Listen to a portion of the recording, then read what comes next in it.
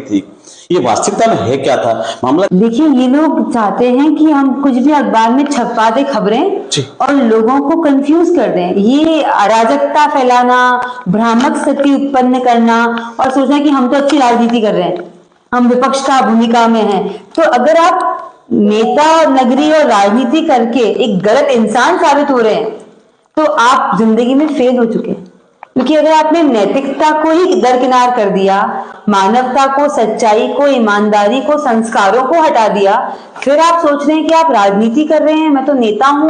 तो ऐसा नेता होने से अच्छा है पहले आप एक अच्छे इंसान बने, एक सच्चे इंसान बने, एक संस्कारवान बने, मर्यादित जो एक आचरण होता है वो करें। तो इस क्लियर जाना चाहिए आपके माध्यम से कि कैसे कुछ लोग गलत मंशा से लोगों को परेशान करते हैं, लेकिन अंततः जो नियम अनुसार है, जो विधिवत था, वो काम हुआ।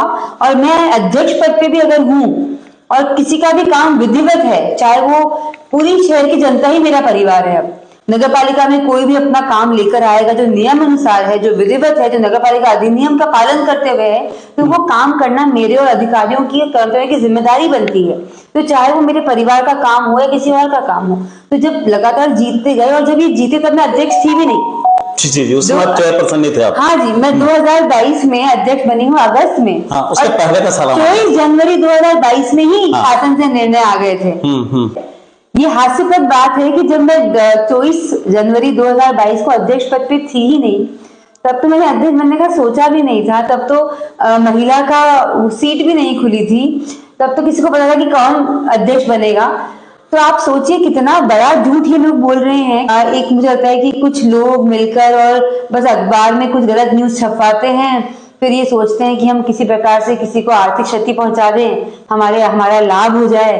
तो ऐसी गलत नीति, गलत नीयत, गलत सोच, गलत मंशा, और फिर आप पार्टी में एक पद लेके बैठे हैं कि मैं तो नेता प्रतिपक्ष हूँ। नेता प्रतिपक्ष होने का मतलब ये है कि आप इस प्रकार के गलत काम करेंगे।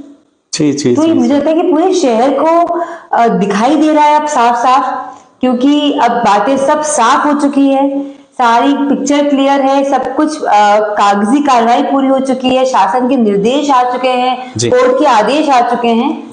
कि मुझे दुख भी होता है और हंसी भी आती है कि कांग्रेस के अपने आप को नेता मानने वाले लोग, नेता प्रतिपक्ष होने वाले लोग झूठे साबित हो गए हैं, क्लियर पूरे शहर के सामने। अब इनके पास क्या जवाब है? क्यों झूठ छाप रहे थे? एक तरफा कहानी बनाते हैं और अपनी मन गलत कहानी बनाकर झूठे इल्जाम लगाते हैं। पर अब मैं बोलती हूँ कि पूरे शहर के सामने जवाब दें, आप में हिम्मत है तो झूठे इल्जाम क्यों लगाए थे? आज सबको क्लियर हो जाएगा कि झूठे इल्जाम लगाने के पीछे कोई तो इनकी गलत मंशा रही होगी ना।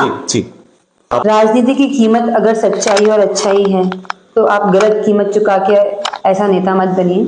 आप अगर अपनी सच्चाई अच्छाई भूल गए, संस्कार भूल गए, तो मुझे लगता है कि आप कहीं ना कहीं पार्टी के लिए कलंक हैं। चाहे वो कोई सी भी पार्टी हो, पार्टी आती है देश हित में, शहर हित में काम करने।